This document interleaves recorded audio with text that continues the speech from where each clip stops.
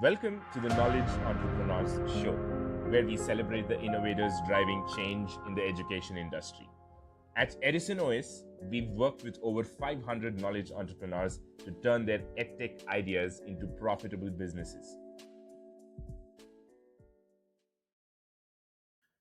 Hi, Sravanthi. Good morning. Welcome to the Knowledge Entrepreneur Show. Thank you so much for taking your time out to be on the show with us today.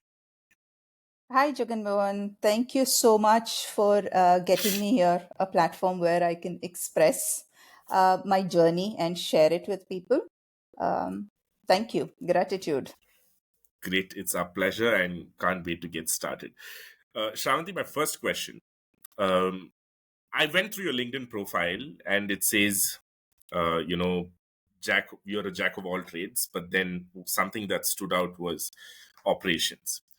Can you walk us through the journey that led up to the point where you realized, okay, operations is your thing amongst all of the things that you knew? Okay, it's going to be a long story.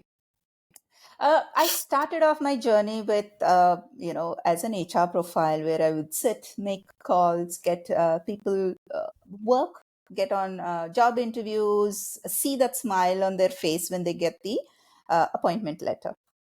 That's where it started. I thoroughly enjoyed my work. I was there for 3 years, but that was not it. I felt that I did not belong there, though I enjoyed it. So that's where started my quest for looking for something that's going to give me that satisfaction.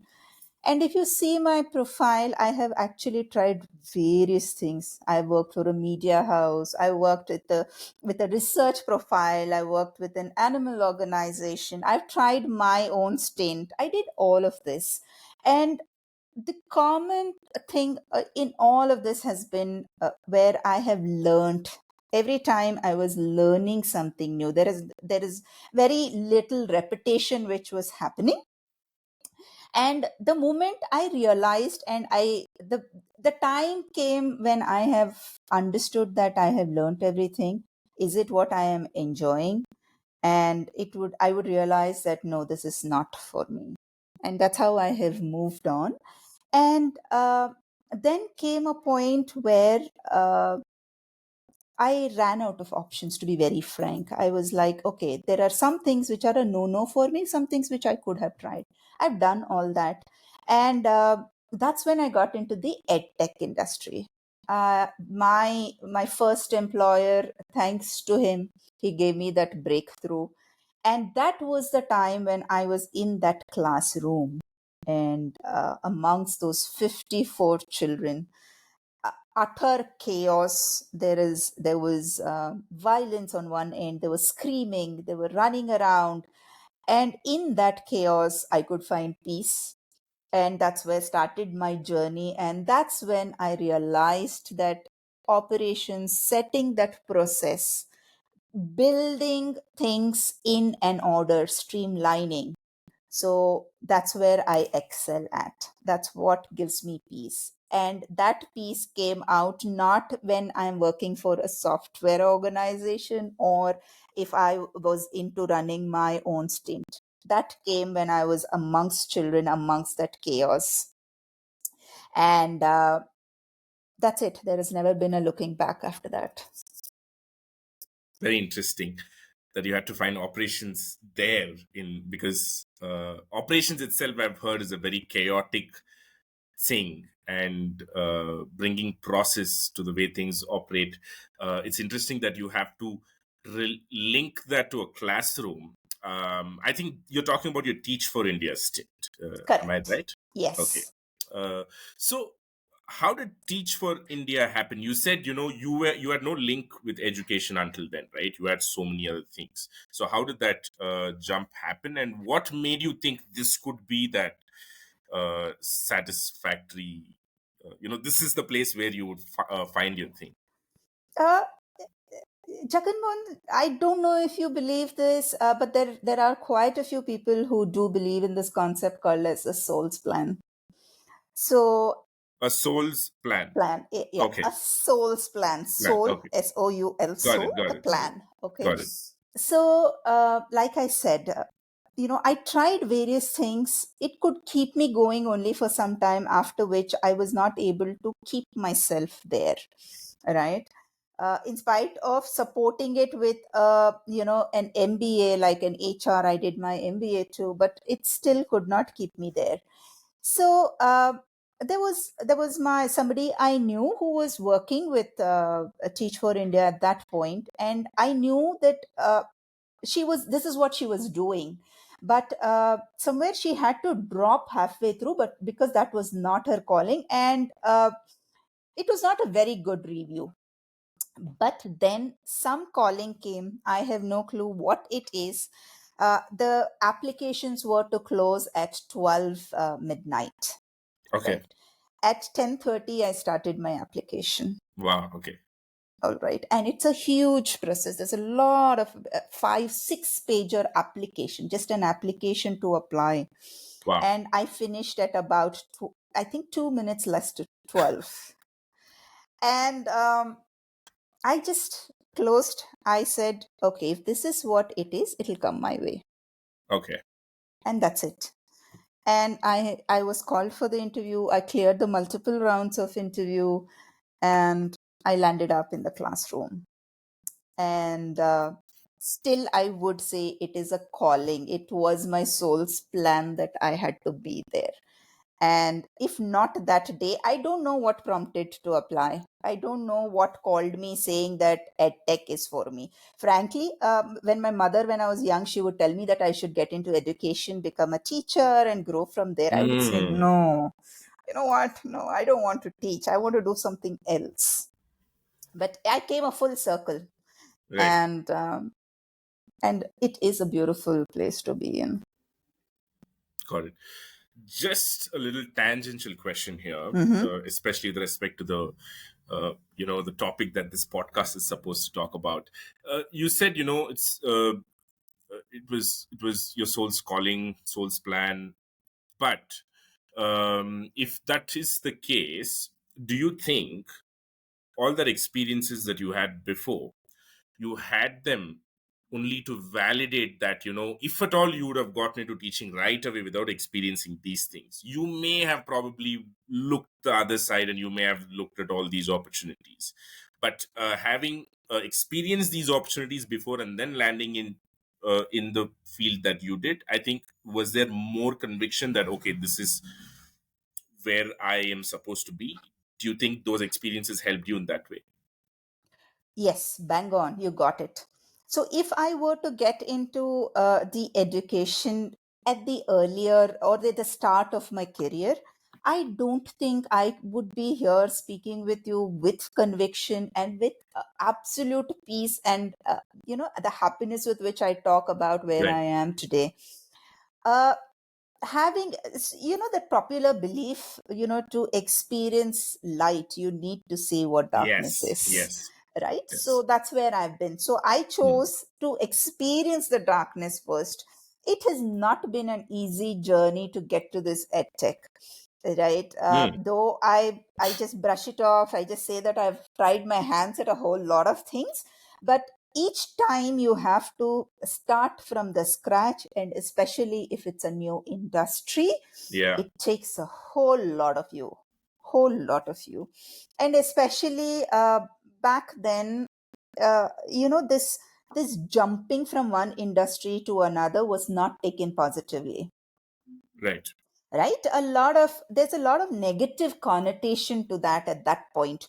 Today, if you ask me, I would look at a profile, or you would look at a profile who've tried multiple things, as a good thing, because they're coming with different kinds of experience, and they can all culminate together into putting something beautiful.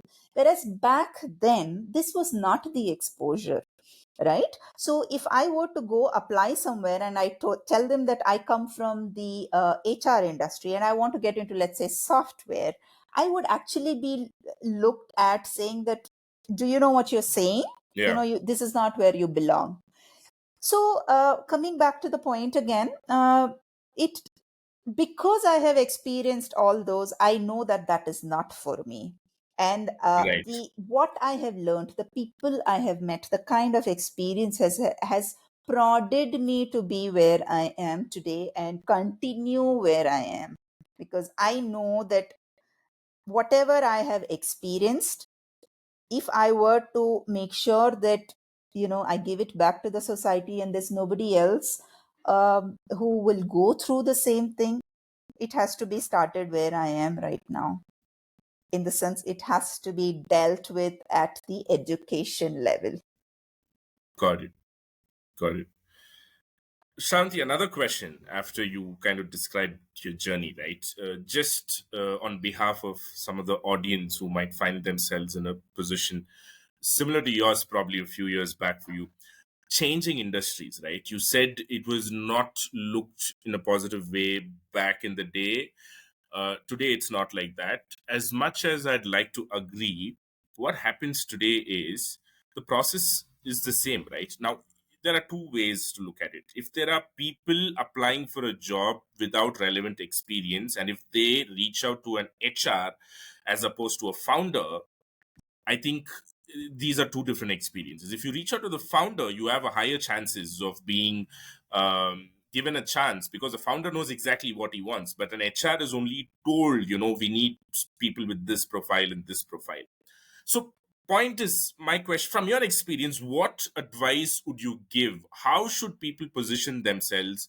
Basically, what approach they should take when they're looking to change domains? Like, say, somebody wants to go from operations to marketing or marketing to operations. What would you, anything positive, if you can say, any tips? Do this, do that, that can help them. Is there something from your experience you can share?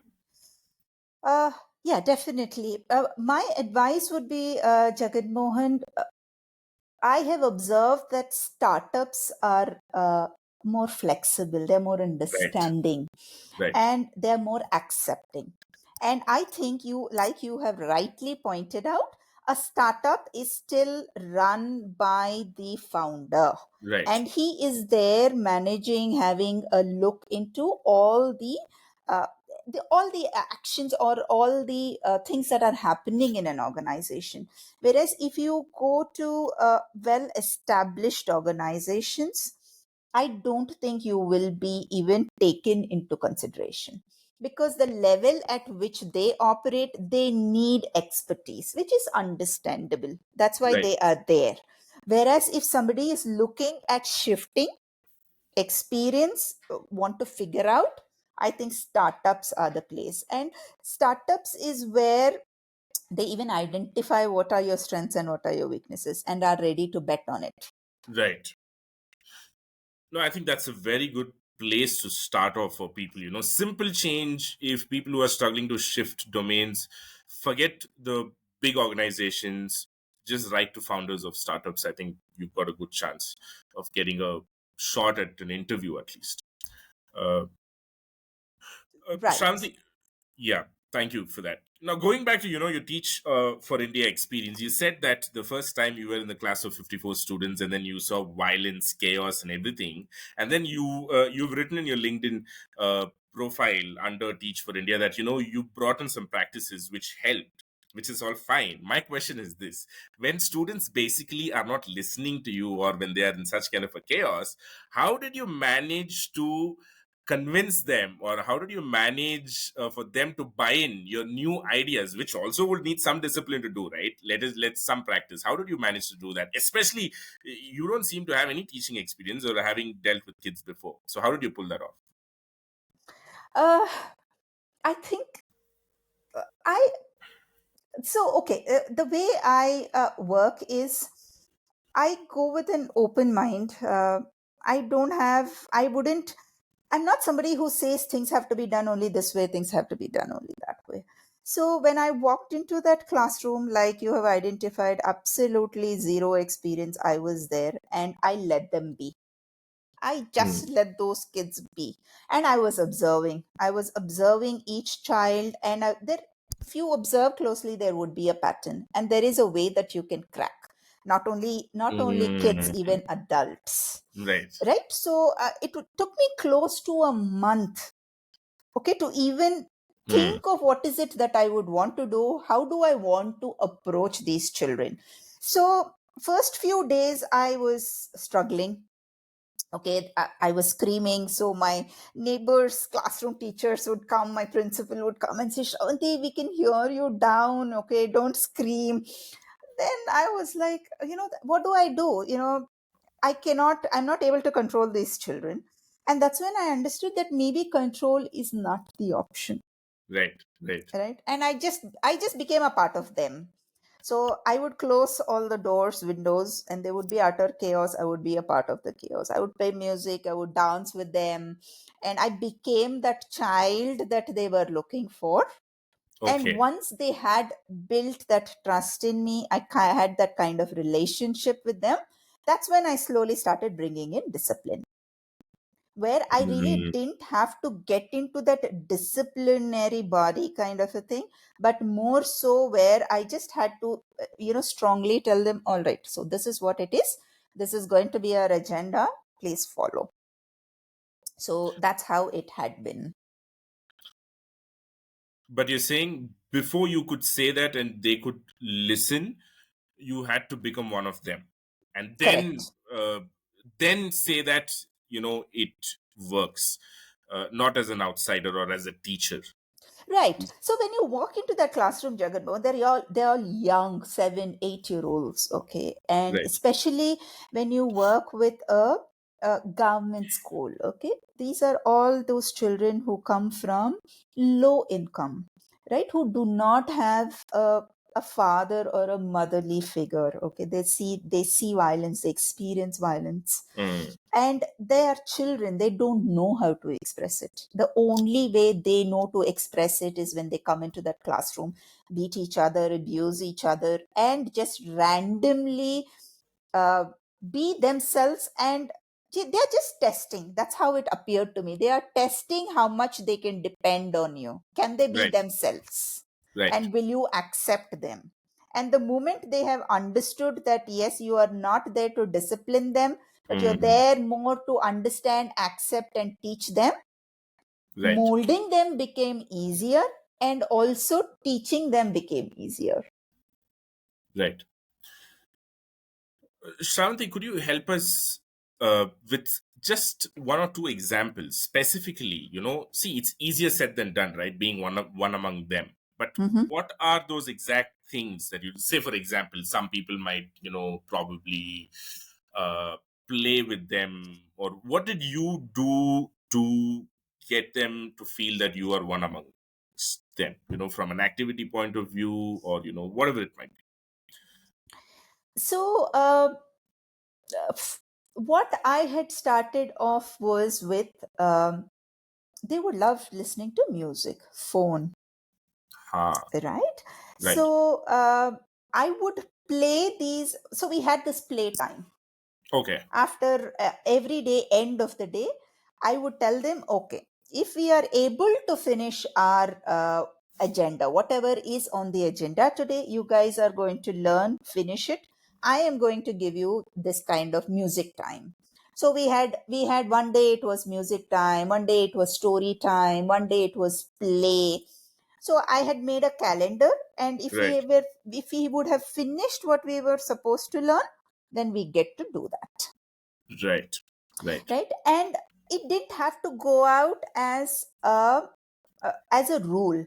So what I would do is, even if we did not finish what we finished, what we had to finish rather, I would give them a peek of that experience, in the sense, what is it at the end of your school day, right, 10, right, 15 minutes, right, experience that. Okay, I'll play music for you, we would dance, like I said, I would close all the windows, doors, and I would tell them, look, okay, now principal is sitting down there, all right, but you guys have been excellent today, so you know what? Let's come on, let's dance. So we would push all the benches to the wall. I would play music loudly until we all would dance. And then uh, I brought it to a stop, right? And then I would say that, okay, today, sorry guys, we had to do only 10 minutes because you did not finish your work. right. Tomorrow you finish your work, we can do 20 minutes, Got it. Got it. right? So it's making them experience what they really want, Right. and then show the benefits of feeling what you see, Yeah, yeah. feeling of getting what you want. Right. No, no, great. Thank you so much for going in such a detail, because I think this is what, if somebody would have wondered, okay, how do I do that? If they want to try, I think this is a ready-made thing. It could be dance, it could be singing, but it is the underlying principle is this: show them what fun they could have, but then stop it exactly at the point when they are enjoying it, and Mhm. then probably tell them, okay, you finish this, and then we'll continue. I think it's bound to happen, and it's a great trick, especially coming, if you can pull this off at that level, where you say where the kids are from, and how their childhood is and stuff like that. I think it should work not bad. You can just tweak, but the principle remains the same. That's what I wanted. uh, Tempt them, and then use FOMO, and then execute it, is what I take away from this. Yes. Yes. Thank you for putting that together. Yeah, I think that's also, I mean, I'm also trying to really figure out, right? I was really curious, okay, how do you do it? Because I've also had a little bit of teaching experience, and I've done my own stuff, very crude, and uh, but I realized I lacked tact. And what you said had a lot of it, so I thought, okay, let me summarize. It was like a note to self, but if people find it useful, why not? Mhm.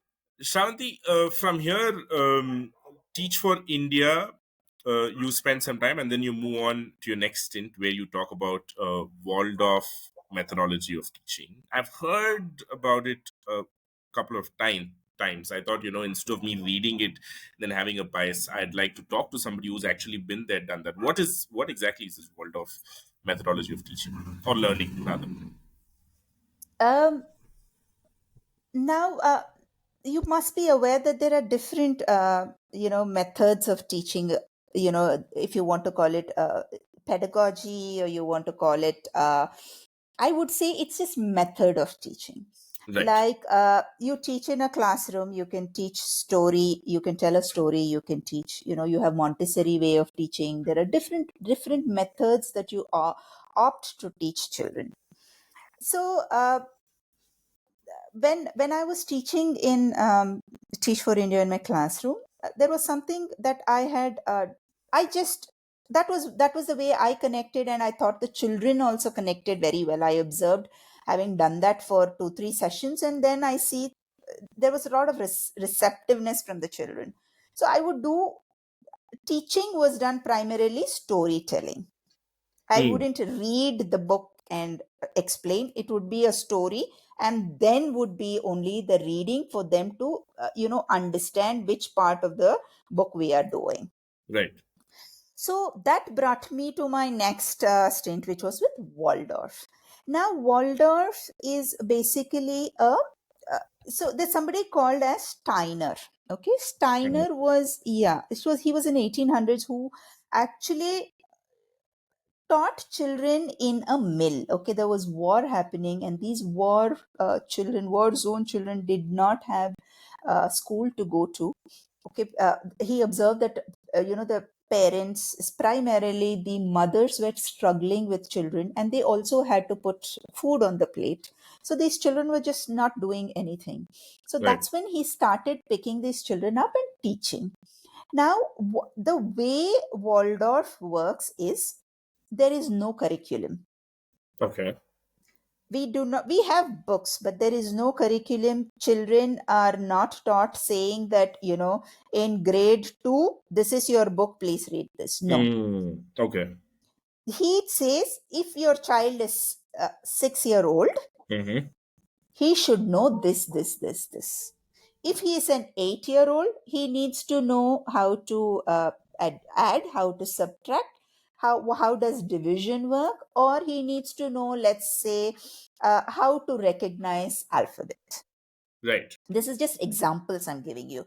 So all his books, all his teachings, the entire methodology of Waldorf is based on age.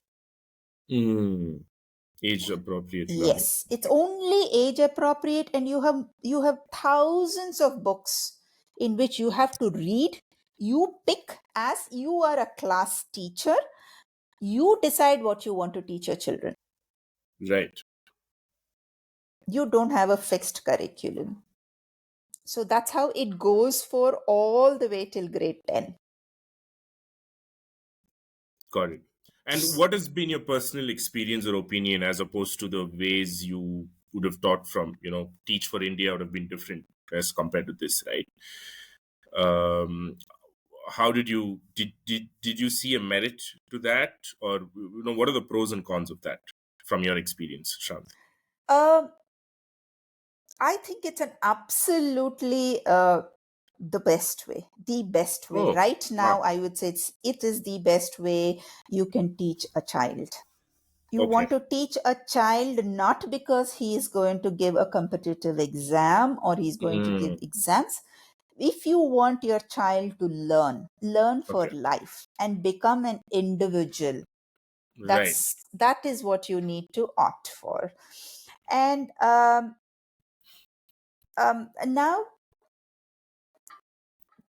having taught in a classroom where we have a fixed curriculum and there is a there is a board that you follow, uh, the merit of that is not everybody can afford a Waldorf school, right? It's still an alternate school and Right. it is expensive. India has still not gotten to a stage where such kind of education is available to masses, to Hmm. everybody. So Okay. if that's where your child goes to a Waldorf school, there are some changes at home that you need to make. Primarily, if you are a parent who believes in that, it becomes easier. Got it. Whereas if you are somebody where you send your child to a regular school, a conventional school, uh, there would be a lot of work as a parent that you will have to do at home, Hmm. because it is a different kind of a thing, Right. right? But again, you can incorporate both of these. You can culminate both of these and teach your child at the end of the day. But if you were to ask me which one would I pick, I would still pick Waldorf. Now, the merits and demerits is the demerits of Waldorf. The only thing that I see is if you don't connect with it, you will not be able to follow it. You'll not be able to do it because there are a lot of restrictions that come with it. Like your child cannot have an access to media, right? Until Ah, certain right. age. So, like grade one student should not be introduced to any game. Right. No football, no cricket. Oh, Um, that okay. so according to Steiner, a 6-year-old soul is still not in the body. He's Wow. still incarnating. So if Okay. you speak to a 6-year-old in a Waldorf school, he will talk as if he is living in the dream world, because the classroom is also that. Everything is Right. stories. So if you read my profile, I did mention that alphabet is all the alphabet are taught throughout the year with a single story that I have weaved. Right. So for a 6-year-old in a Waldorf school will believe that he lives in a dreamland. And it's a beautiful experience. Fascinating. Okay. You've given enough, I think, for me to go and dig deeper into that because it's very interesting. And but when you said, it's age appropriate, to are the normal school curriculums on par? Are we doing things? Are we behind when you compare it to Waldorf, or are we doing things, early? Say, for example, in a normal school, in if in a Waldorf school, 8-year-old does something, in a normal school, do they do it earlier than 8 years or later than 8 years, or are we on the same thing? No, we do it much earlier. Much We earlier. are, That's what I thought. yeah, Yeah. we don't let the child be a child. Ah, right, If you right, see, in kindergarten, children are taught all the alphabet. They can read, write 3-letter words. They can do basic addition maybe, or they can recognize numbers. Right? You're actually pushing the child to grow up much faster in a okay. regular conventional school or a School. conventional world, whereas a Waldorf child will not learn any of that until about 7-8 years. Wow. Okay. But Okay. having said that, the a Waldorf child is not lacking behind. So there is a Of course. catch Yeah. up which happens when the time of, let's say, a child has to give a grade 10 examination. He Right. will be, in fact, he would have learned more than a child outside. Right. Right. And I think from the way you've said, probably from a creativity point of view or from an imagination point of view, I think a Waldorf child will be better equipped or will be in a better place than the conventional students. I wouldn't say only creativity, Jagan Mohan. It's also about how you have learned, right? Hmm. In a Waldorf school, multiplication is taught with your hands and legs. Math is taught with your hands and legs. Movement. Okay. Okay, so at that point, a child, if he's learned through movement, it's going Hmm. to be there in the body for life. It's not from the board to the book. Right. Right. Right. Okay. Interesting. Thank you for that walkthrough, uh, Shanti. My next question is so yeah. You from the Waldorf school, I think. So okay, yeah. Before I move on from the Waldorf school, right now, as a teacher who, like, you were in Teach for India, how much of adjustments that you had to make? Did you undergo any special training, or did you have a ramp up time? What was it like as a teacher for you? Yes, it was an intensive training, a few weeks of training we had, Okay. and then yeah, straight we were into the pool, into the water. We had to deal with it. So the training, of course, the training happened. It was a live training. That is, all of us, our fellows, are put into schools which are already running. So there are fellows there. You go observe and you do practical homework sitting in the classroom. So that Right. kind of training, hands-on training, also happened along with a classroom training for us, and then we are put onto our jobs. Got it. And I think even as a teacher, first you need to buy into this idea, right, before you can go and do the job.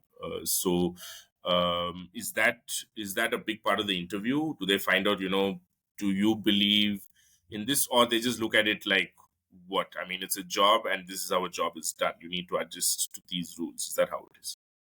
No, they look for a lot of alignment, body wise, thought wise. Um, yeah, basically both of them. You have to I be in understand sync. thought wise. What is body wise? It is pretty intense, right? So the schools Right. start early, Okay. right? Are you okay standing for so many hours? Are you okay Uh, for rigorous training, moving up, down, jumping, running after children, right? Staying on It's par not with the a energy desk. of the children. Yeah, Yeah. it's not a desk Yes. job, Sure. right? Got it. And especially schools in India, you have to stand. Government schools, at certain schools, uh, do not have a chair for a teacher. Yeah, yeah. Which is, I don't know. I've got my things about it, but it's quite crazy according to me. Because Yes. standing for a long time is also not very healthy, is what I've heard. If you stand for 8 hours or longer in a day continuously for work, it has its own problems, is what I've looked, where I read somewhere. I don't know how far it is true, but anyway, I mean, how does it matter, right? If a teacher needs to sit for at least 10 minutes to recuperate and then stand for the next session, I think they need to have a chair. But anyway, that's a different discussion. But talking about your stints, and then from Waldorf, uh, you move to another company, lead school, where you talk about creating videos. You created 250 videos. I've got questions about it, but before that, I'd like to uh, just, if you can share, what was the thought process. So you seem to have bought into the idea of Waldorf education, and you really liked it and stuff. So what was the why did you think of moving to another job, was there any, were you tired, or what was the reason behind that? You wanted to explore anything else? You hit a monotony or something? Uh, Frankly speaking, I didn't hit a monotony, but there has been some misalignment of thoughts and energies with the management in the school, Got it. and Got then it. Okay. that's when pandemic also hit. Right. Right. Right, schools were shut. Very, thank you for bringing this point. Right now, conventional schools versus schools like Waldorf and others, which are very specific about the way they go about things. Conventional schools didn't have a problem. They just continued schooling online, and they dealt with it. What did schools like Waldorf do during the pandemic? So schools like Waldorf were shut for a long time. Okay. When they were still on ground figuring out what to do, how to go about it, because like I shared, media is a very big thing, and it's a complete no in a Waldorf Right. school. Right. So you are talking about bringing in technology on an everyday basis, a number of hours for a child, Right. right? So it took a lot of work for the teachers then to do that, get all the parents to agree to it and start off. This is what I have heard, and I've been in constant touch with my good friends who still work there. That's how they had operated. By then I had actually moved out of Waldorf, but then a lot of convincing, then eventually they did have to opt for online sessions Right. because the child's learning was hampering. Maybe you can stop it for a few months, 6 months, Yeah. 7 months, but eventually it had to happen. And of course, as a management, and this is an entire community, right? So eventually it came from the community that so many hours in a day can be taught online. So Right. that's how they dealt with. Got it. Okay, talking about your experience at Lead, uh, about your, creating videos. So you were, but at that point, when you decided to move on from Waldorf, I think you were clear about which industry you wanted to be. You were not in a pursuing mode. You're not seeking or searching for the. You had figured out, okay, this is the industry that I'm going to operate with it, correct? And that's how you went ahead seeking more new jobs within the Right. education domain. Yes. I was clear that this is where I am going to be. And I also had a clarity that my next step has to be at with a larger view, in the sense now I'm looking not only at a classroom. I started off with 54 children, right? But there I understood that 50, I cannot limit myself. I did not want to limit Hmm. myself to 54, right? Right, That took me to my next step of learning how different methods of teaching, which was Waldorf. right, After that is when I decided that I have to look at it at a scale. I have to look at a larger number of children that I can impact. So that's how I took this calculated jump from Waldorf to my online lead stint. got it. And your role was defined in the beginning, that you were going to create videos. Yes. So because it was pandemic and we were in the middle of pandemic, okay, where we had blanket lockdown. Right, You were allowed to step out only for so many hours, those kind of things. So at that point, I really resonated with this thought of children not being able to learn, right, right? No access to education, where there's going to be a major slide, especially with children who come from uh, the lower income background, where they do not have access to all this. What do you do, and how do you reach out to them? So that's when I accepted. I also warmed up to the idea of an online recorded sessions. Frankly, I don't come from the tech background. I'm not yeah, somebody who believes in technology at all. okay, Okay, to to where from straight from Waldorf I had to jump into that. So I had to Yeah, that's another learn. contrast. Yeah. Yes, I had to learn absolutely everything.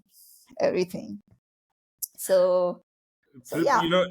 Exactly what I wanted to talk to you about, right? Because that's, even though we are 3 years into 3 years from pandemic, a lot of people have adapted, but I think the adapting is still going on and adoption is still going on, and it's going to be there at least for another few years.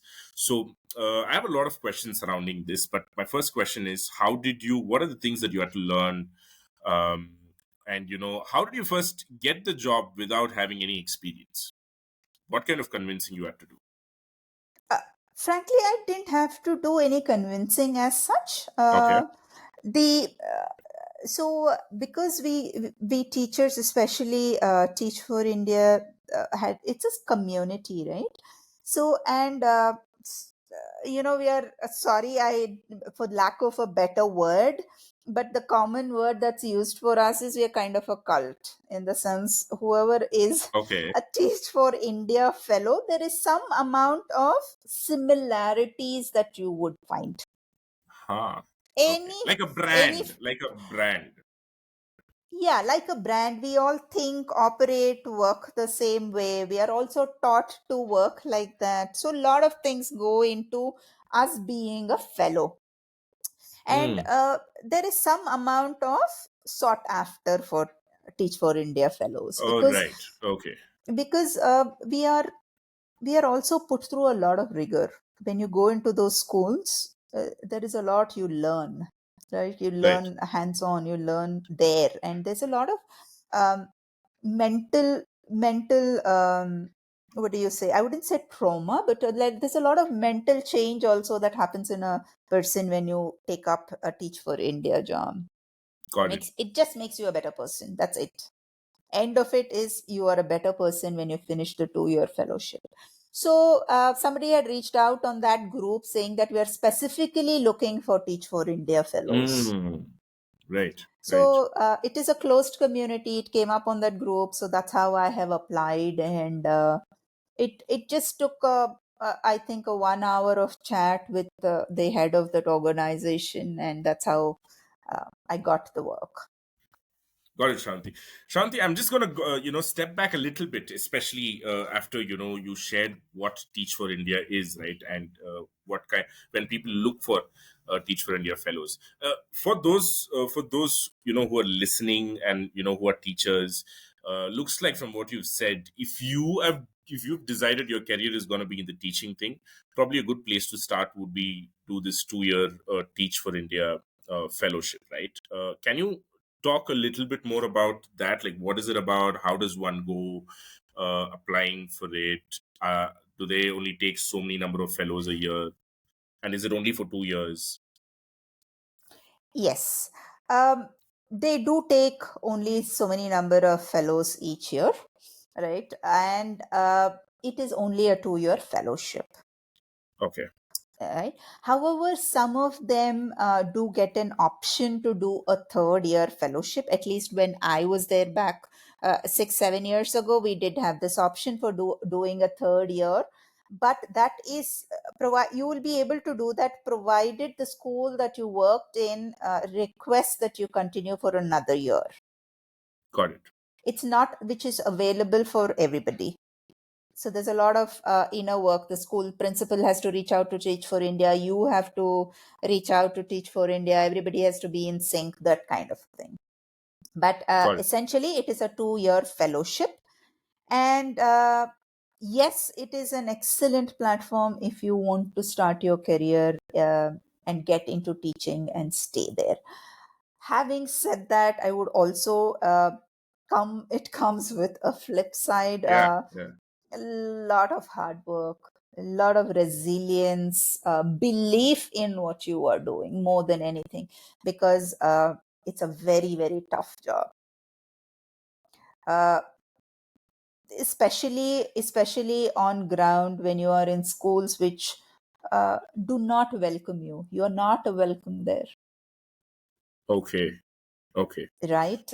Because we have our fixed ways of working. So we are bringing in an intervention to an already set up way, right? Right. So you don't take over a school, you're given just a classroom, that's it, Right. right? But still you have to operate with everybody around who don't operate with as much conviction as you do. Right. What does a typical day in the life of a Teach for India fellow look like? What time does it start? What time does it end? Do they have weekends? Okay. I don't mean to scare people, but But at least let it's them know what they're getting into, right? it starts off, if you work with a government school. Uh, Now every state has different start time for schools. So in Maharashtra, the schools start as early as 7 o'clock. So you have to be in school Wow. by about, yeah, six, between 6:30 and 6:45. Wow. Okay. Okay, your day starts at 7. Okay. Of course, it ends also early by about 3 o'clock latest. You will be done. School Okay. closes at 12:30, but after that, after school, there are some extra classes that you take, all of those. So by the time you get home, it would be about 3 o'clock. And then you go home, you have a lot of work, you have to prepare for the next day. Sometimes we Right. have these the meetings, the community meetings. You want to go discuss things with your fellows, so those kind of after school work also happens. College. And weekly offs? Sundays. Sundays. Okay. Great. At least there is Sundays. Uh, got it, Shanti. Uh, just another question about Teach for India, right? Out of curiosity, um, what is the intention of people applying to be a fellow in Teach for India? Who are these people mostly? Somebody who wants to give it back to the society, somebody who Right. believes Right. that, Hmm. Got it. somebody who has experienced life on the darker side, on the streets there, Hmm. and who've faced difficulties, maybe in expressing, maybe in getting what they want. It could maybe be moving forward in life. So any kind of hurdle, any kind of a dark experience which has forced them to think and bring about that change. That's that's how you mostly find fellows out there. This is of course, what I'm talking about is during my time, about 6-7 years back. Right. I'm really not in touch with the new fellows. I'm not sure what's happening right now, but at Right. least most of us then at that point resonated with this thought. Got it. I think it's a very well-rounded idea for people who want to know, what is Teach for India at core. I think you've put it pretty, uh, pretty nicely for people to get an idea of what it is. And I think if not, it'll at least it would have probably helped them decide whether to go dig deeper or not. At least, uh, so I think so much is being spoken. Now I want to go back to the 250 videos part, right? I had some questions. So it's a new thing. You had no experience in content creation, making videos, recorded videos, and all those things. 250 videos is quite a number. You must have had process, again, your strength area. How many videos did it take for you to arrive at a process and kind of make it a routine every day? Okay, fine, this is what you had to kind of, it was imbibed in you, this is what I have to do, and not knowing where to start every day. um Of course, initially we had a training. They did teach us. They walked us through the vision of the organization, and then also a lot of us were not trained on the software, so they had to begin at that level. Right? Right. What is the software? How do you operate the software? And especially for me, it took a lot of work because, like I said, I'm really technically challenged. So if you tell me computer starts with a T alphabet, I would say, oh, okay, all right.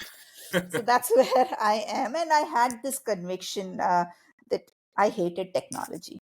I still Okay. do to a large extent, but having said that, for me to be where I am today, working for a robotics organization, it's different. Maybe we can come to that part a We'll little come to while that. We'll come to later. that. I'm going in a chronological order. So, Right.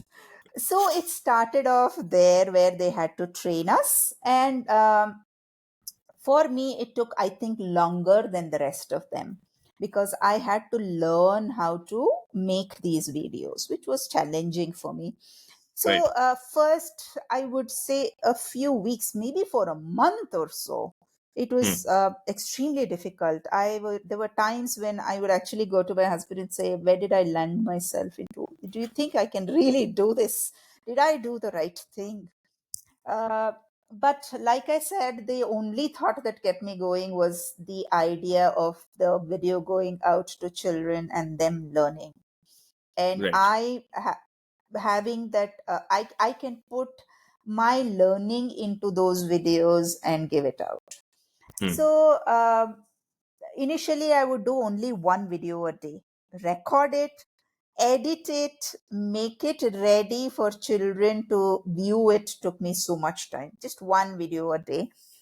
And as I picked up, I learned the intricacies. I learned tricks on how to go about with the software, which is an easier way. How do I record all of those? And that's when I started doing 2-3 videos a day, and that would include editing too. So we had to edit it Right. to the level where it is ready to go. Ready to go. Got it. Yeah.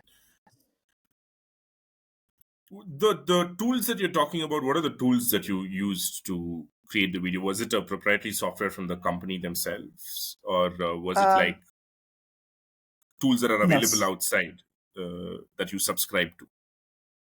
So it had two parts, Jagan Mohan. One was company proprietary, where you got the curriculum and you had uh, they basically will kind of give you a part of their textbook. An image of the textbook would come to us saying, Mm. this is today's topic.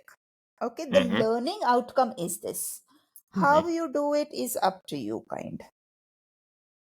Right. Right? So just imagine you're in a classroom. Okay, you have a textbook. Okay, you have to do, let's say, 20 lines today. The agenda for today is children will learn uh, how to add two-digit numbers. Right. That's your agenda, and your learning outcome is children learned two-digit addition. So this, what the curriculum that came was company proprietary. Now the software that we used was open software, in the sense we had to go download it from the web, and we were taught how to use that. So it used to be there on our computer. We would use the curriculum. There was of course a lot of preparatory work also. At least I would do a lot of preparatory work because I would do it with a lot of props and all of those. And then we would use that software, the open software, edit it there and give it out to the organization. And then they finally did the final touches and gave it out. Visually, what was there when you taught? Where would you be in front of the camera, or where was your writing uh, like a whiteboard? Is it a whiteboard video, or somebody would add graphics to the video? What is it? No, no. It is a live video, in the sense you are recording it. You're sitting in front of the camera, Oh, right? you're sitting in front of the camera. Okay. Hmm. Yes, you're sitting in front of the camera and you are talking. And thanks to that learning, that today I'm able to speak to you without any fear and the worry of an expression on your face, nothing. So you are there as a teacher, you are teaching, you imagine that you're teaching out to the children. The only you could use a whiteboard, you could use any kind of props you wanted, Right. uh, and the teaching material would be available for you on the screen. So you see the screen, you see what you're teaching, and you just deliver. Got it. Uh, Shanti, I'm. I don't know if you looked at it this way. For somebody to get paid to create content, where you have to break some limitations and, discover a new side to yourself is like a very nice experience. And especially in this day and age where there's so much content in social media, people have their own pages and then, whatnot. Did you think, oh, you know what? I am now able to record videos and stuff. Why don't I have some social media page or, do something on Instagram? Did that idea ever come across? Or are you doing it even? That I missed out? No, no, No. not at Okay. all. No, Okay. and that thought never crossed my head, Okay. and neither am I doing it. Um, Right. to be very frank, Jagat Bodh, something that I don't connect with is the social media. Um, Okay. Right. right, and especially I'm somebody who does things only for myself. I'm very selfish. I enjoy, I will do it. You talk to me, I will tell you how I did it. I'll share my experiences, but very, if I were to go out, do it and share it on my own, maybe it will Voluntarily. not come Yeah. out. No, Got it. so yeah, never did that. Great. So probably give you said both sides to this thing, right? You voluntarily wouldn't do it, but if somebody were to ask and elicit things out of you, you're happy to do it. So if there are people out there who's of the same way, but you still feel like you're losing out on opportunities, you can probably have someone get information out of you which looks like, oh, I am not doing it, he's asking it, so I'm giving it. That's a very nice way to put it. Yes. Yeah. If anybody wants to reach out to me, yes, available, can give out, the Right. entire stepwise kind of a thing. Yes. Got it, Shanti. Shanti, this video creation, right? Another question I had, I just wanted to know what your thoughts are. Like, where was it ever a discussion in the organization that you worked with? Because there's so much content already on YouTube, right? You take anything, there are at least 10 variations of the same thing. It's pretty much like reinventing the wheel. Of course, there is an issue of having your own original content to not get into copyright and stuff like that. But then there are things that are in the Creative Commons which are free to be used. Was there ever a discussion on the lines of, are we doing something that is not needed? Like creating content, right? Especially educational content. Was there ever a discussion? If there was, like, what was the conclusion and what made you go ahead with creating more and more videos? There has never been a discussion, and Okay. the organization believed, and I still do believe, that the content that was created is very different than what is available in the market. Right, Right. Right. we were doing niche kind of a product. We were doing for niche kind of schools. So lead schools are not the regular schools, right? So if you read up about them, it's a different kind of a school. So Okay. the methodology that they operate is different. So that's how the content was also created. And I think it's prized possession. The way it was created, it would actually go connect with the children sitting there, right? And the curriculum also that they follow is slightly different. Great. Could you share a few words about the lead schools? What is it like? How is it different from conventional schools? So lead schools, the way they operate is they have only certain number of schools, a very few schools, okay? And their curriculum is not like, a book is given to a child and asked to read, Okay. right? Let's say in the entire chapter you have only 10 lines which make sense. Okay. A teacher has to teach only those 10 lines, and it is Mm. taught with using a lot of props. You can play these videos, right? These videos are Okay. actually Got it. played in the classroom, maybe on a projector, on a television. Children are made to sit and observe that video, and the teacher is teaching, and then from there the teacher in the classroom is going to take it and speak about it. So it's not like that regular way of teaching. And then lead is a complete school solution. It's not a classroom solution, it's a complete school solution. So somebody buys let's say a solution from Lead School. It says that, okay, from start to finish, we'll make sure that your school is operational. And what Right. is the vision of your school? Okay, you want to get to this level, we'll take you there. So software is given to you, classes are given to you, curriculum is given to you, all of that. Got it. Got it. Somebody who wants to run a school, but then who wants to outsource the entire operational part of it, they can go sign up with Lead School and they'll take care of things for you. Correct. Got it. Got it, Shant. So after Lead School, you move to Lido, Lido Learning, right? Right. I've kind of heard of it. I don't think they are in operation anymore. They shut down some time back, right? Yes, they shut down about a year back. Year back. So, how was your experience in Lido? How different was it from your previous stints in the education domain? How did you end up there also? How did I end up there? Me being me, I reached a stage where I had to go to the next level. I had to Right. now You go said beyond creation. from 54, you wanted to kind of, not limit yourself. And then that's how you went to, Waldorf, where you picked up teaching methodologies. And from there, scaling up even more. And then, you went to lead schools. What was the next reason for you to go to Lido? Now me being greedy for something more than what I was doing got me Right. there, got me to think that, okay, I have achieved what I wanted. Hmm. I've learned how to make videos. I've been reaching out to a lot of children. Hopefully, Right. they are learning.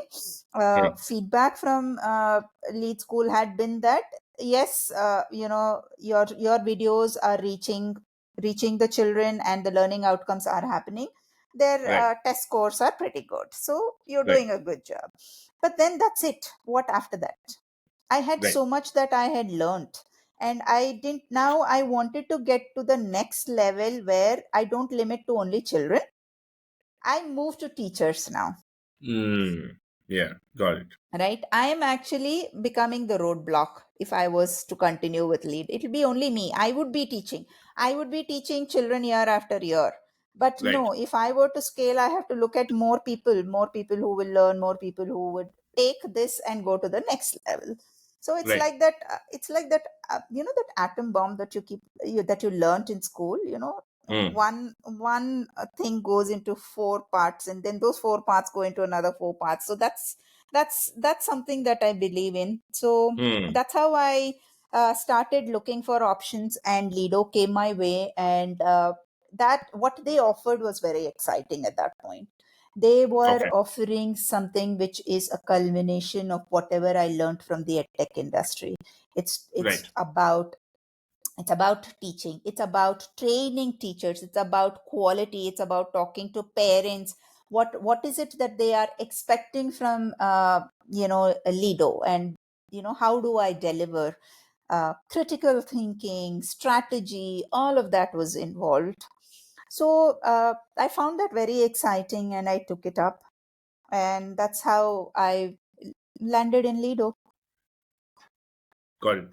You said, you were managing up to about 15 tutors at Lido, amongst a lot of other things that you did. But I was Mhm. just gonna talk about the tutor part, because I think from a listener's point of view, this might add value. Especially because today is the age of online learning and online teaching. More and more people are going that route, taking that route, and stuff like that, right? So, while you manage the 15 tutors, I'm sure you were responsible for the quality that they delivered, also, right? Um, where, Yes. right, yeah. So, what are the most common things, which just because of not being aware, quality lacked amongst the tutors, easily improvable? Was there something like that you found and you probably gave a feedback? Yes, something that was commonly found, and I still do find, would be the enthusiasm, the Right. missing of enthusiasm. So, and uh, frankly, what you teach does not matter than how you teach, How you teach. Okay. right? Especially if you're teaching children. Right. Right. uh, if in the entire 1 hour of, let's say, session that you have, you're teaching them through a story, they will only pick up maybe about 5 minutes. 5 minutes is what the critical learning happens. That's where they are going to Wow. take away, right? And to get that 5 minutes of teaching into them, you Mm-hmm. have to have 55 minutes of enthusiasm, energy, belief in yourself, belief in them, classroom, everything. So you basically setting it up for that 5 minutes of teaching that will happen, Right. right? So online, um, you know a lot of people believe that it's an easier option, and you work from home, you don't have to have go anywhere. But I believe that if you are teaching online, there is a lot more that you have to put in than just a classroom. Right. Classroom is a ready Easy. made place for you. It's set up, the energy is there, children Energy is come, there. Yeah. yes. Yeah. Yeah. Whereas in an online classroom, in an online teaching, you have to be there 100%. It's only your effort, right? So that was something which was lacking in people who would come and teach. So it took a lot of effort in making them understand that uh, this is not an option. It is it is your work, it is your job, so do So a good job non-negotiable of thing. it. Right. Yes, it's non-negotiable, and don't do it if you don't want to do it, kind. Do it with love. You're there because you want to teach, not because it's an easy option, kind. Got it, Shanti. This is exactly where I was hoping to get at and address, because it's not easy to capture children's, especially children, right? Let's forget adults. Adults, it's a different ball game. You be self motivated and stuff. But with children, as it is in classroom itself, it's not easy sometimes, and you'll have to go out of your way to capture their attention. But when it comes to online, where you are at so much of a disadvantage, yes, I agree, enthusiasm and love and passion for doing what you want to do will solve to a certain extent, but you still need tools, to kind of methods to kind of do it. Only your energy and enthusiasm and passion is not going to help, is what I think.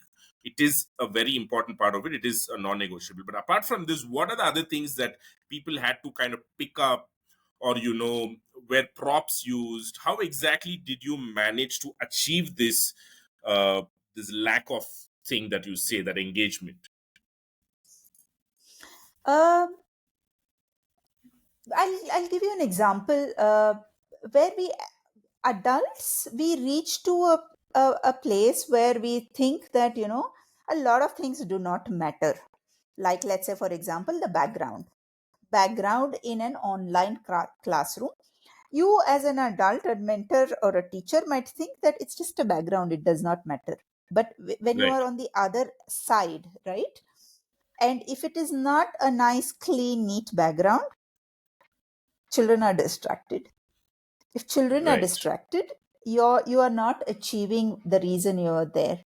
So a clean Mm. background, okay, noise free, clutter free, all of these had to had to be explained. Because you are an adult, you think it does not matter, but to a child all of this matters. Like you had rightly identified, it's not only the enthusiasm and not only your will to teach, but there are also other things which come in, right? Right. And this played a major role to be able to have that engaging class with a child. Along with that, of course, the props that we are talking about, or the material that we are talking about, Lido already had that in place, so there was not much of work that the teachers had to do there, Right. right? Right. And they had a very in fact they had a excellent software in place, I must admit that, right? So there was not much of work for the teachers there. But this part, the paraphernalia, if you want to put it, was Yeah. very Yeah. important. for a teacher there. So that's why I was emphasizing that enthusiasm was what was missing in those classes. Great. So, I think to all teachers who are probably looking at online and stuff, I think background. Thank you for like bringing that, because I also would have never imagined that as a transmitter, you're not bothered about what's behind you, right? But as a learner, probably for them, especially when there are children. So background, focus on your background, if not something fancy, at least something that's non-distracting, I think would be a good place to start off with. Thank you for sharing these insights. Now, coming to the present, I had to look into what Avishkar was, and I was a little, I had to double check, is this the Avishkar that I'm looking, because it took me to an e-commerce platform. Of course, it's got to do everything for kids and robotics and stuff like that. And then I looked at your role. It said curriculum and learning, operations, curriculum and learning. uh, can you just integrate all of these things? Like, what exactly is Avishkar? What is this learning and curriculums got to do with the products that you're selling, robotics, and how did this transition happen from Lido? Was it because Lido shut down, you had to move, or again, was it you being even more greedy and looking for something else? What was that about? um, Here I would say back to my soul plan, the universe putting everything Oh, together, okay, okay, right? So now Lido was kind of uh, getting to, I wouldn't, getting not a very nice environment to be in at that point, because got it. whatever the organization was going through, I respect that, I understand, but things for me was getting a little difficult to be there. The expectations changed, the role changed, not something that I connected with. And so that's when I started looking for options. And of course, then came the part where Lido said that they're shutting operations. Right, And uh, like I said, the universe put it together. I said that I was open for roles. Avishkar's team reached out to me, and had multiple talks with different people at different level. Resonated. At least I resonated with what they said, and I am sure they have recognized that, and that's how I am here today. Now, coming to the part of what do we do? Mm, Now, essentially, it is a product company in the sense we make robotics kits for children. So, you were directed to the right page, the e commerce page, where we sell kits, right? right, right. So, what do we do? Avishkar, what is Avishkar and what do we do? The name itself suggests Avishkar, innovation. Okay, it's a baby, it's a dream of somebody. Tarun Bhalla, that's where it started. Okay, it's a Okay, story to it. Maybe if you can look him up, he'll tell you his story. But he started off with kits, and then what do we do with the kits? You have to teach the children how to use the kit, right? The logical right, explanation. right, It's not right. like a doll. You can just not take it, go and play. It's not that. It's a logical, it's a kit where you use your mind, right? It's mind heavy. So that's how I think it started off with kits. Then they moved to schools where they sold the kits to schools. And then they said that, okay, you know what, you bought kits, now your children are interested in learning innovation, learning robotics. Let me help you guys. We will conduct these sessions for you. So Got it. there then started the school clubs, Right. right? So it's a Delhi based organization, and primarily we operate in Delhi. Hmm. So Okay. lot of Delhi schools have tie-ups with us. Right. So they buy our kits, they buy our solution where they say in a year, we want so many classes. We have a robotics club. We have so many children interested. So we have our mentors who go to these schools They teach on a weekly basis. 1 hour, 2 hours, depends on what kind of a schedule that the school gives out. And yeah, there we are. We have a tie-up with schools. Now, how did I land up here? Uh, I think during pandemic, schools shut. Right. Classes were not happening. That's when the transition to the online sessions began for this organization. And they started off, it was basically, I think they were pushed into the water. They had to learn how to swim while they were there. They learned. And then there was also a realization, I think, as an organization, that there are a lot of children out there who really want to learn, right, Right. but do not have a means. So that's how this online classes thing started. And I think they were into it for about a year before I joined them. Now, what do I do and why am I here? My greed for widening, learning, moving to a better place was, I've learned classroom teaching. I've learned how to, teach in a Waldorf classroom. I have done the online bit. Now, Right. where is my next logical step? My next logical step was where I bring in both of these. So I brought in Mm. technology in the form of Avishkar, which was already there. They were teaching. Right. Okay. But then I also brought in my strengths, where it is not just teaching technology. Tech teaching also is an art. There is some amount of, you know, some amount of, I would say, your energy, some amount of your expression, your feeling, your want goes there. So that's how I've started off my journey here, saying that I don't understand robotics, but it does Mm. not matter. I don't understand technology, but my thought is not, I'm not selling technology, I'm selling the experience. I am giving that experience to the parents who come. So Right. that's how it started off. And still, it's still going there, where I speak to a lot of parents. I speak to a lot of mentors. I train them. I tell them again, a lot of enthusiasm. How do they teach? Right. Um, then I bring in, though I don't understand technology, very surprisingly, my mind is still able to understand what they are teaching, and whether they are teaching it the right way. How do we improvise on what we are already doing? Right. So I work with a lot of curriculum team. Curriculum makes the main content, but how do we deliver? Are we delivering quality? Are parents happy? Are children learning? Is the learning outcome happening? Right. That's what I'm looking into. And I thoroughly enjoy what I do, because it's a mix of everything that I have learned till now. And also, it's a very, I work with a very beautiful team.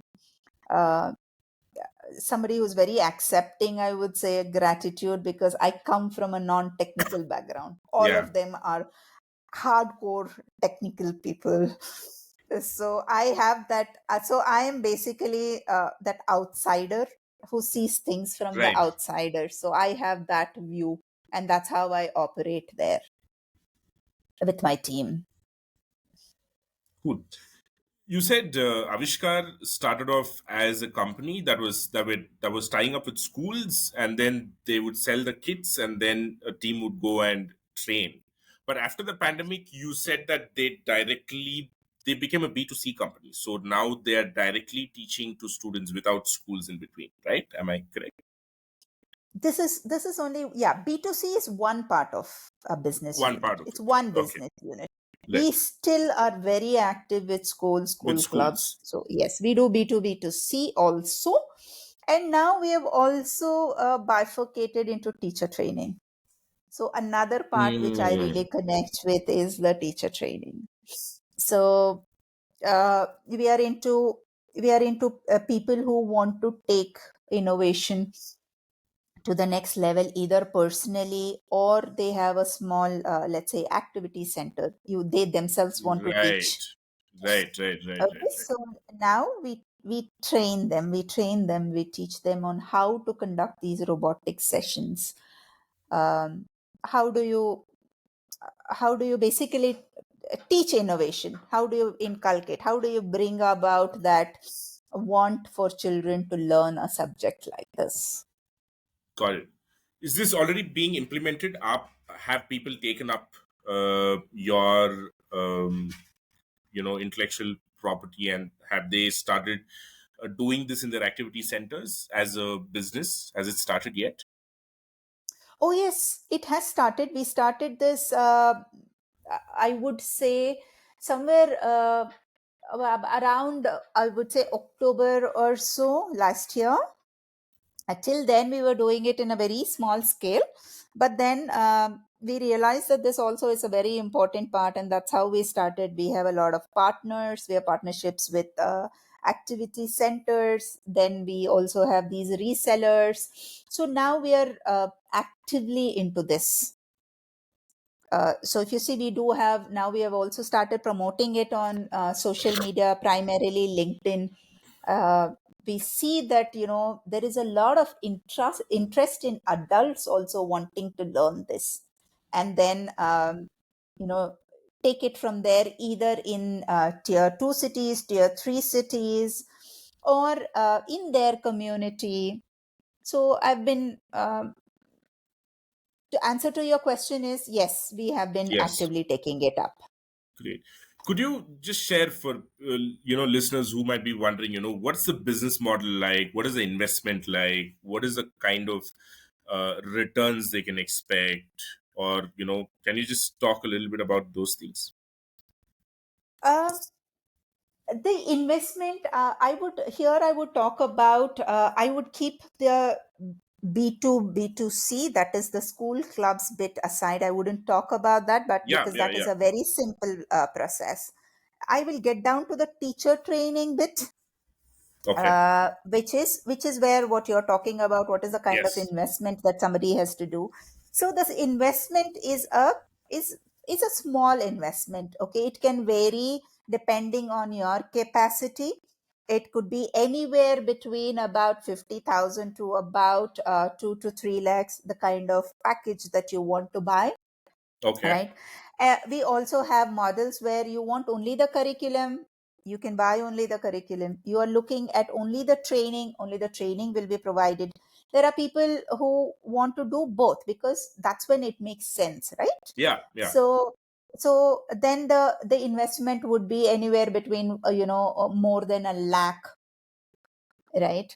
And if you want kids also to be a part of it, then you buy the kits too. So different packages, different wants, but primarily we do curriculum, we do training, and we have kits. Got it. And what is And the kind of, sorry, go on. no, no, no. Please proceed. I thought And you what is stopped. the kind of return in investment ROI that you're talking about? It depends on your community that you are catering to.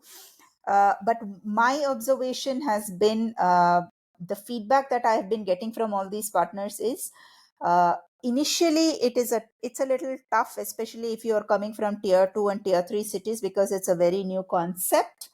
Not a Right. lot of schools or families opt for this, understand what this is.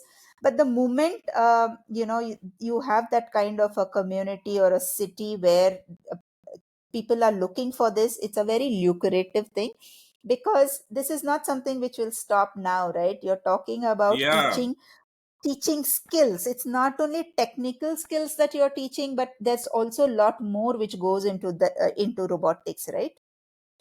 Right. Like you have to, critical thinking is taught, design thinking is taught, math is taught, physics is taught, right? Wow. And you also, interpersonal skills, you're talking about working with a team, you're talking about solving larger problems in this world. Like, we have a concept called as a demo day, where where children You have learned robotics, okay, for certain amount of time, and Okay. then you have to come and present what you have learned. So a Mm. problem statement will be given to you. So an Okay. 8-year-old is sitting there and thinking of a problem statement given to him on how do I solve this problem in the world. Right. So an 8-year-old comes back and presents that, right? So that's what we are talking about. That's what we are trying to achieve. So initially, this concept is difficult in tier 2 and tier 3 cities, but then totally achievable. It is actually picking up pace now. Yeah, I can imagine. And is this being looked at as a summer program? The current people, is that how they're doing it, or are they doing it, throughout the year, even along with the school, like an extracurricular activity, like a weekend session? How's it being implemented, Shravanthi? Uh, Actually, Jaganmohan, a lot of them are quitting their full time job, okay, and taking this Right. up. They are saying Okay. that, okay, I'm done with working 9 to 5, 10 to 7, whatever it is. I Right. want to give it back. I want to take this. I want to ride this wave kind, you know. Uh, Right. so I have observed that a lot of them are qualified engineers. I don't want to Yeah. put it Yeah. that way. I don't want to be biased, but yes, because you need that kind of technical background, I do observe Right. that a lot of them are saying that this is where I want to be. I want to teach. I want to bring this to the children in my society, children in my community, my village, or my home. There was somebody who just wanted to do this because he's driven by his niece wanting to learn this. That's it. Right. So he quit. He's Right. going to quit his job. He's going to take it up. He'll start small at home and take it big from there. Right. Great. So this entrepreneur bug and wanting to get into that teaching and giving back to the society, a lot of people are riding on that wave now. Very nice. And how long does the training take for somebody to take this up, and how long does it take for them to get ready to start? um I would say 9 to 10 hours of teaching, classroom teaching. That is, you are a student, you are learning, right? Okay.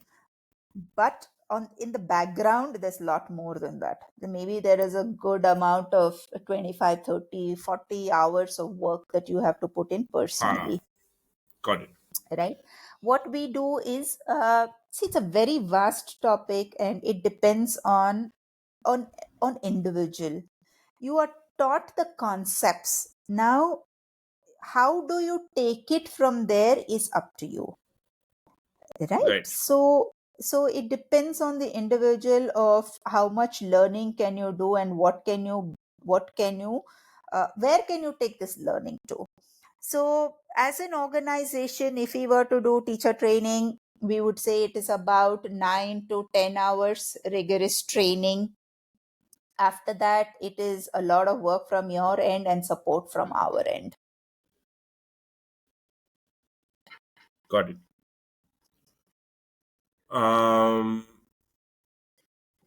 okay. You said, kits are optional, right? So I was thinking, what is the connection between, so the kits are not needed, is it, for somebody to start this off? I mean, where does the kits come in, the robotic kits?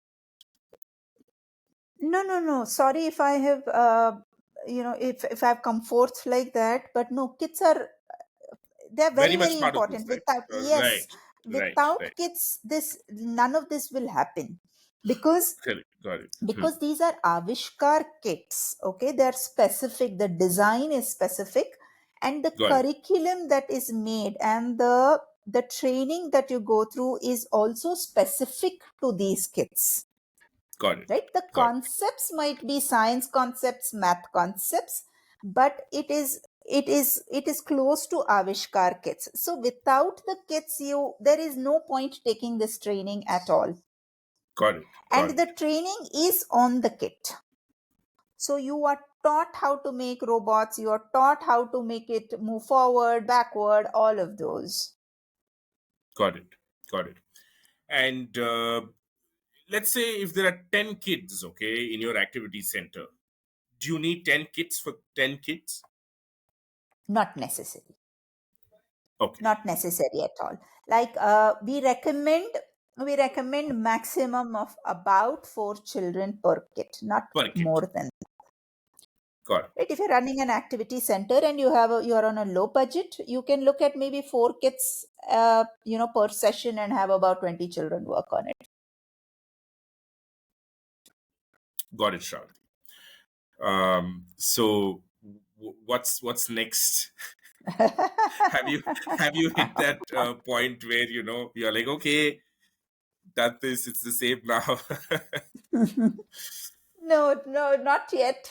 Not yet. I'm still enjoying because I'm bringing about a lot of things here, Right. changes, new things, learning also. So not as of now. Maybe next time when I see you, I don't know.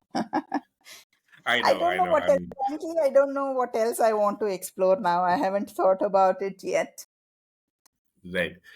No, but it's very uncanny, the progression or the road map of yours, the path of yours is very, organically progressive, if I can say. In hindsight, it looks like, oh, yeah, it was only natural. But I'm not sure if a lot of people have the chance. But of course, you've had your time where you've done all sorts of things. I also saw rice bowl as part of your thing. I also had a stint, for about a year and a half, where I was doing catering, like a Hmm. subscription, you know. Right. Yeah. Okay, Shravanti, before we close it, there's one thing that I saw which has been a parallel running for 13 years. That is Love Thy Neighbor. Um, what's that? Is that something that you do in the side? I couldn't just figure it out. I couldn't also see any website, nothing. I only saw Love Thy Neighbor. So is it some Um. spiritual?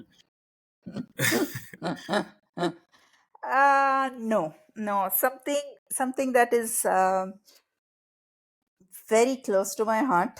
Uh, Mhm. I don't think it's going to come out as a website anytime in the next year or two. Uh, Okay. you can call it my retirement plan, actually. Oh, okay. So, no, no, so okay. It's a program that my husband and I run Oh, towards street animals. So that is right, that is primarily my that's where my energy comes from. My energy right, comes from being on those streets, feeding those kids, taking care of those four-legged kids, and that's my drive. So that's why I said that's very, very close to my heart, and right. eventually coming a full circle will land me there. So maybe 10 years down the lane you'll see me there with maybe 100 of them, and then sitting in between and feeding all of them, and you'll ask me, what are you doing here? You can connect the dots and I will say this is how I've landed here.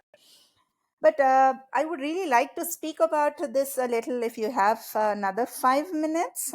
Please, please. Yeah, After sure. that, we Of course. can close maybe. So, this is something that started off in one of my really low times where you're questioning, you have an existential crisis, Existential crisis. Yeah. right? That's where it started.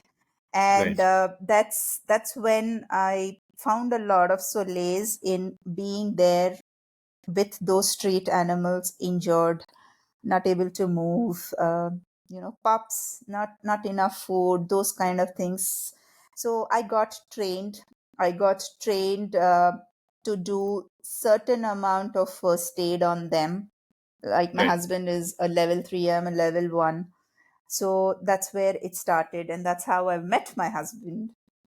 And we Wow. Okay. we connected over animals. So Animals. we Yeah. would do these rescues. So we had these. So we still operate like that, where in your community, let's say you're in that particular area, you are the volunteer. So your number is circulated. Any animal injured, Mm, cat, dog, okay, it used to go to a common number. And then they would call us saying that, hey, there's an accidental case or there is some other case, please go attend to it. Right. So that's how it started. And that's how even my quest for wanting to give back to the society at a grassroots level started. So there, when we were treating all these animals, we figured out that a lot of problem comes from us humans, created by humans, right? We are making buildings, we are taking away their space. Okay, we have cars, we bang into them. Okay, we throw trash with, they eat, they pick up diseases, a whole lot of those.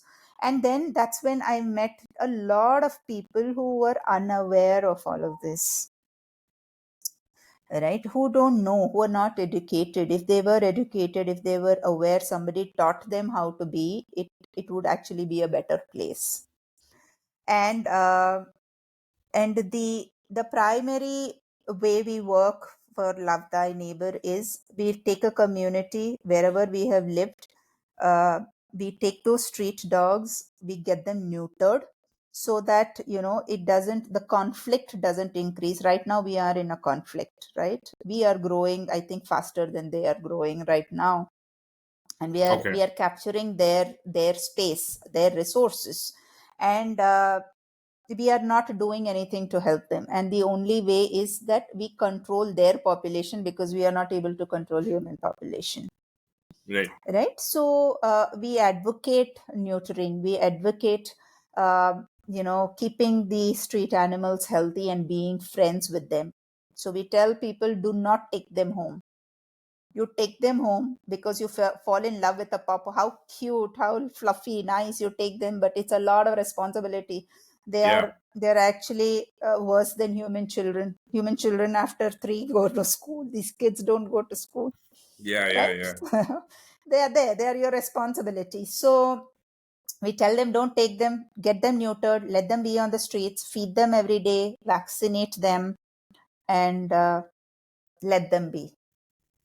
So that's something that Love Thy Neighbor does.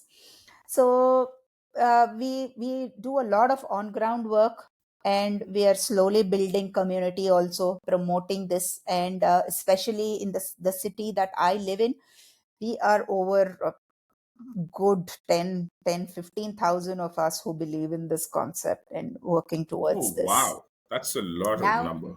yes, that's a lot.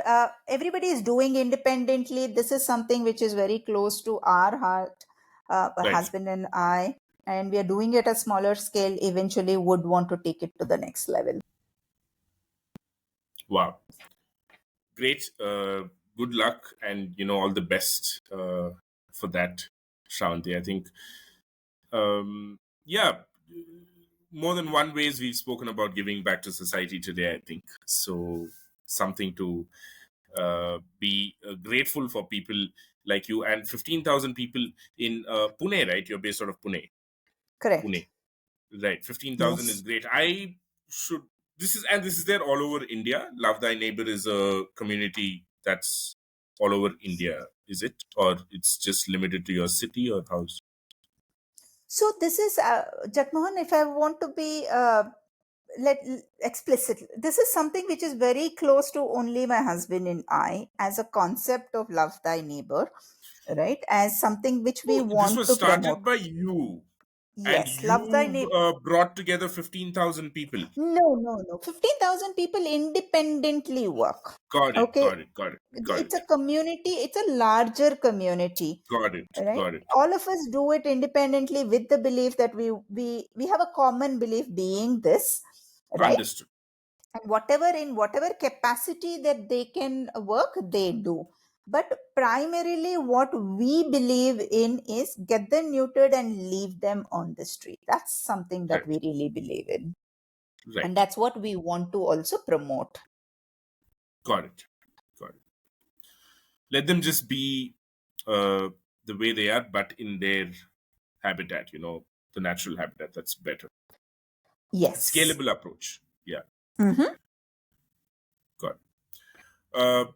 Great, Shravanti. I think all the questions that I've had, I think I've had very uh, full answers. I'm totally satisfied.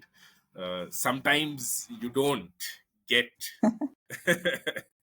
So like that, thank you so much for sharing, for being transparent and being so candid about your experiences. Somebody listening, I'm sure, a lot of things that you said would, touch somebody's life in some way. That's what we expect for this podcast to do.